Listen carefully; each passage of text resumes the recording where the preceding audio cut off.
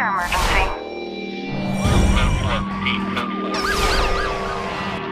Suspect is armed and dangerous.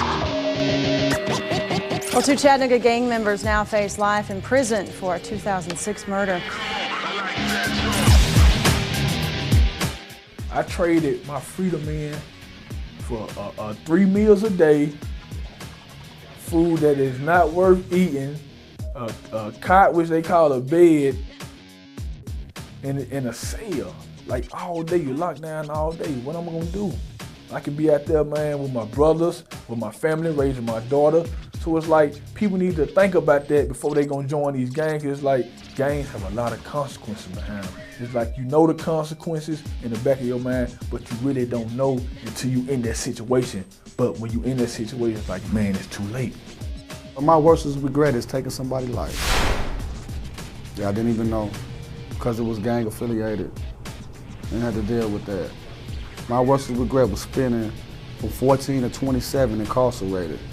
My worst regret is not able to graduate high school. They never make it through junior high. No pep rallies, no prom, none of that. That was my worst regret. I traded in my lifestyle for a false illusion that I thought was a fantasy. It became my worst nightmare. That's my regret.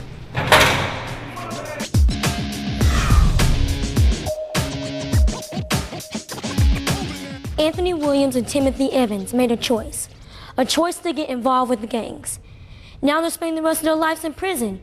It all began when they were young, just like you. Get up out of here, I'm in here for something I ain't even do. Gang affiliation starts off when you're young. You know what I mean? It don't start off when you get 20. It don't start off when you get 30. It starts off when you're young. So when you're young, they soak your mind up with all these false doctrines, all these false ways to live, how to think, how to behave. So when you grow up, all this stuff is implanted in your head. You become a robot. You know what I mean? You do whatever it is that the person that you looked up to, you do whatever it is that they desire you to do to make that name for yourself. I was doing everything that I possibly can to make the people around me happy. And it was selling drugs, and it was shooting pistols. You know what I mean? It was killing folks. It was actually doing a lot of hideous things right now that I'm ashamed of, but that's what I was once a part of, and that's what I done. So at the age of 12, I started becoming familiar with guns, you know what I mean? I started becoming infatuated with guns, you know what I mean? And you know, started looking at like action-packed movies, thinking I could do that in the streets, you know what I mean?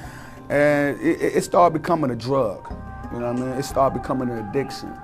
So I fell into that realm, you know what I mean? I started smoking weed at the age of 12, started wearing different type of clothing, you know, for other people to know that what I was. It's crazy because it's like when you affiliated, you want to show the other neighborhood your dominance, you know what I mean? It wasn't something that you just get in just because it was fun, because there's nothing fun about people dying.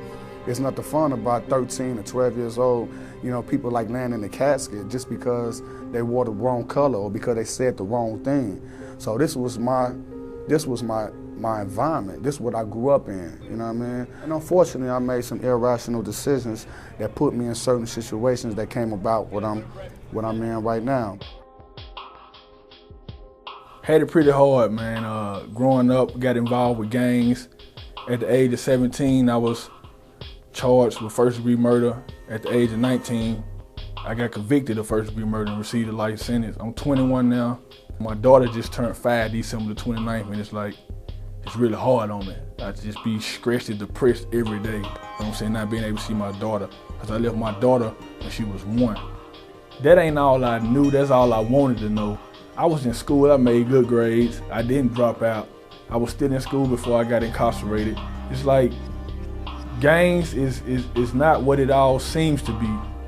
To me, it's like, it's a little bit of truth with a whole bunch of lies that come behind it.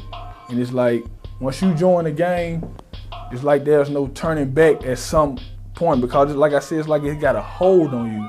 And then that's where a lot of young people like me get confused at the age of 16 and 17. You got somebody that's over you, like way older than you, and they telling you that this love, they gonna take care of you, they got your back, all of those nonsense they feed to you. But it's like, as I've been incarcerated over the years, it's like I've been wondering, why would a a older person, you know what I'm saying, send a 17-year-old out there to kill somebody. So that's what basically like took place with my case. You know what I'm saying? An older person who was over me had me to, you know what I'm saying, kill somebody, and that's how it took place. And in the end, it just destroyed me. You might be saying that'll never happen to me. I come from a good family, or I'm a girl and gangs are just for boys. Think again. Nowadays, if a boy sees a girl in the gang, he thinks that's even better than if she wasn't in the gang, because it means like she'll fight for him, all this other stuff. But it is just as hard for girls as it is for boys. People come to me like every now and then, they ask me, do I want to be in this gang or what? And I be like, I don't know. I think that ain't the right thing for me, because I ain't that right kind of guy to be in that gang and stuff like that. I'm not no gang guy. Maybe you are in a bad situation at home. Drugs are everywhere. Maybe your family's even mixed up with gangs. There is a way out. I know that it's hard. I know. You know, I've met people who've been in prison, and I've talked to them, and I've heard their stories, and I know it's gruesome. But it doesn't have to be that way. You know, when you grow up with it, you think that, you know, that's your life, someone else lives another way. That's how it is. It's not like that. You have a choice, and, you know, like, listening to those people and letting them choose how you're gonna live is completely the wrong way to go about it. I mean, be different. Have the strength to stand up. I mean, don't fade into the background and let someone else judge everything you do.